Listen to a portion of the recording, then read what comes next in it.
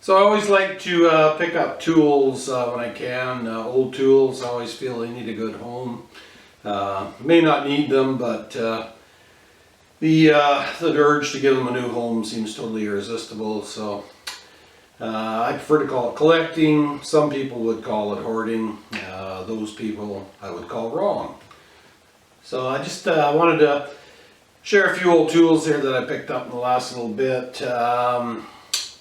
First ones are these old blacksmith tools here. I bought an anvil off a lady.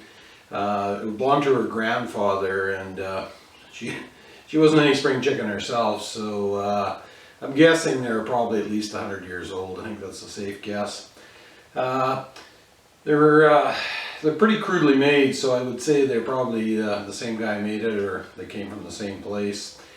But at the same time, they're very functional. They have these nice long handles. You can get lots of leverage on them. The rivets are all obviously homemade, home forged. When I bought the anvil, I didn't really necessarily want the tools, but she threw the tools in, so I couldn't argue with that. So I don't really need blacksmith tools at this moment in time. I might get a forge someday down the road, but that's another down the road thing. But in the meantime, I thought, okay, well, the anvil and the blacksmith tools should stay together. So I bought them. Nice selection of them. Like I say, they're all obviously handmade. Even the ends here where they've been nipped off, most likely with one of these Hardy tools.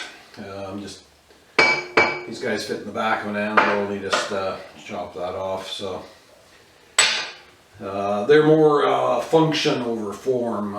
They didn't spend a lot of time knurling the handles or dressing them up or anything like that. They just I think obviously they probably needed them for a specific job, so they just went out, fired up the forge, and made them.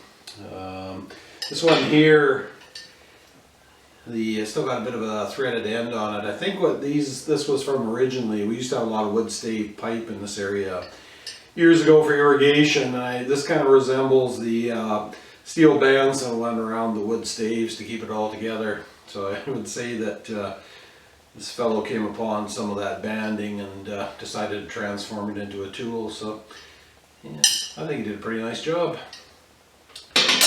So those, and then this is the old original monkey wrench. I'm not sure what the official title is, but everybody calls them a monkey wrench. I got this from a garage sale. Fellow I knew, they passed away, so his wife was getting rid of a bunch of stuff. So I bought a few other items, and then this here was kind of languishing, so she just asked me if I wanted it, and of course I took it.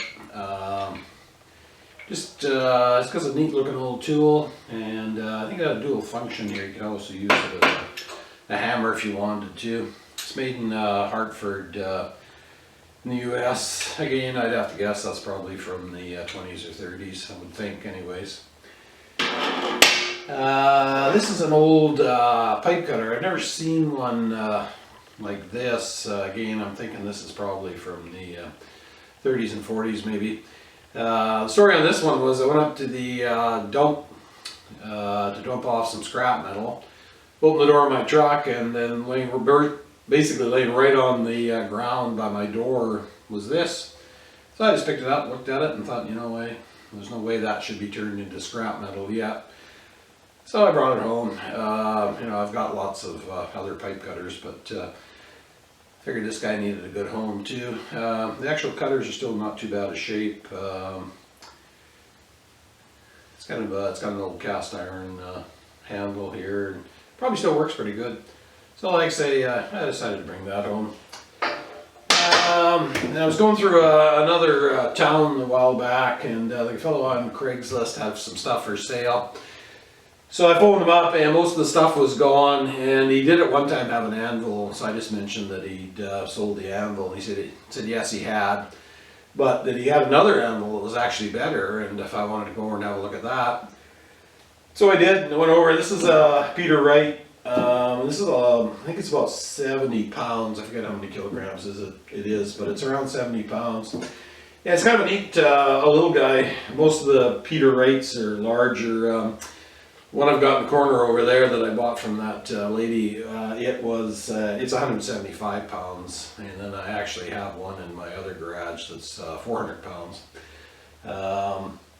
So I thought this was kind of a neat little guy just because you don't see these very often.